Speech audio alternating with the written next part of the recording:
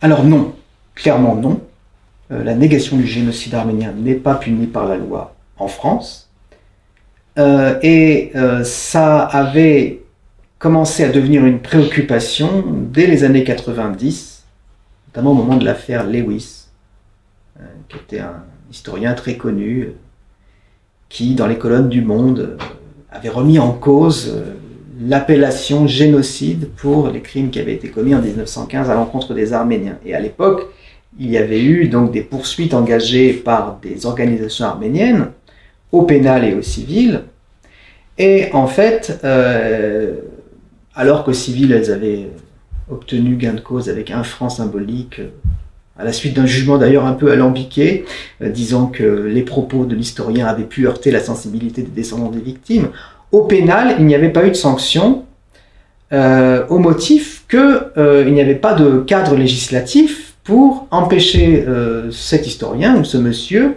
de dire ce qu'il voulait. Or, les organisations arméniennes à l'époque, on était dans les années qui ont suivi la création, l'adoption de la loi Guesso, les organisations arméniennes à l'époque avaient tenté d'invoquer la loi Guesso pour faire valoir le fait que le génocide arménien, lui aussi, ne devait pas être nié impunément. Et à l'époque, les tribunaux en avaient décidé autrement, décidé que cette juridiction ne pouvait pas s'appliquer à d'autres crimes que ceux qui étaient expressément désignés par la loi Guesso. Donc les crimes jugés à Nuremberg. Et au moment où il y a eu le vote en 1998, l'adoption par l'Assemblée nationale, puis 3 ans plus tard par le Sénat en 2001, d'une loi reconnaissant le génocide arménien, il est bien dit dans cette loi, plutôt il n'est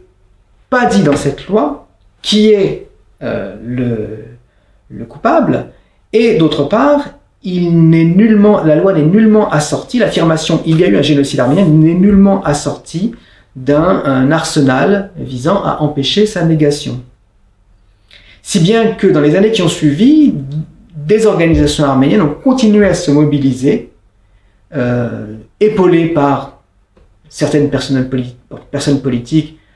à l'Assemblée nationale notamment, pour faire progresser évoluer le droit sur cette question et faire en sorte qu'il y ait un cadre législatif pour empêcher la négation du génocide arménien. Il y a eu une première tentative en 2006 qui a échoué, il y en a eu une autre à l'époque de la présidence de Nicolas Sarkozy avec le fameux épisode de la loi Boyer qui a été adoptée pour être aussitôt rejetée par le Conseil constitutionnel. Et depuis lors, les présidents de la République qui se sont succédés dans toute leur campagne présidentielle se sont engagés à faire évoluer le droit dans ce sens-là, engagés auprès des communautés arméniennes de France, pour faire en sorte qu'une loi adaptée pour contrer le négationnisme soit adoptée en France. Ça a été le cas de François Hollande, on n'a rien vu venir, et c'est le cas d'Emmanuel Macron, et pour le moment, ça donne les mêmes résultats. En France, les seules limites en fait qui existent sont celles qui régissent